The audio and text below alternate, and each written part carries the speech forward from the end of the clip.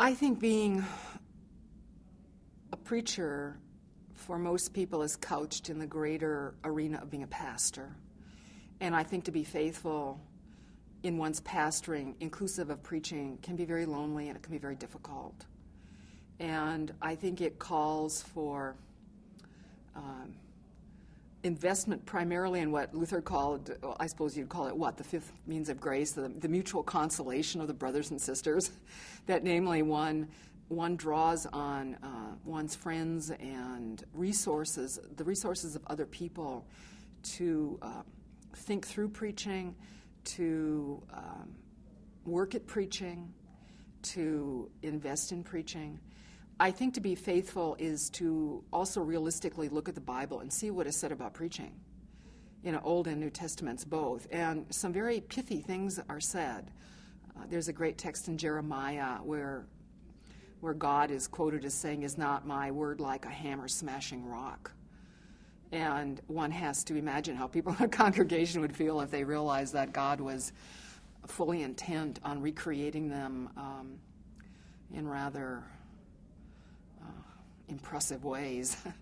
I mean, these verses say that the Word of God in our speaking can have staggering effects. And I think, to me, that's an important thing, because I think a lot of preachers no longer feel what they say makes any difference. I think they feel they're lost in the information age babble of everybody else's words, and that it doesn't make a lot of difference.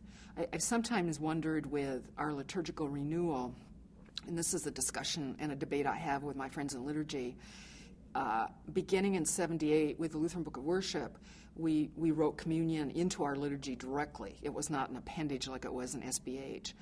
And I do remember someone in a congregation out in Woodbury saying at a training session on the LBW, "But what does this do to the sermon in terms of time, in terms of how we are to perceive it as a means of grace?" And Luther was very clear in the small called articles. He put preaching as the primary means of grace. It is the first thing. And I go through that article with my students, and I say, this is how important preaching is.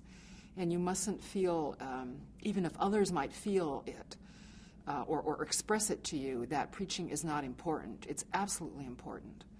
So I think part of it is maybe teaching people to relearn, if they've forgotten or if they ever knew, how crucial the act of preaching as a means of grace is in our tradition.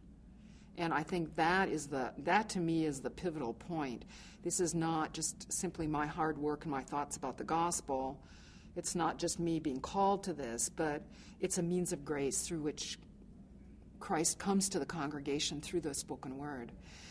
One of our other emeriti, Fred Wentz, said he used to, when he would sit in congregations and hear what he called the young seminarians preach, he said a lot of sermons would end, he would hear them preaching with this final statement.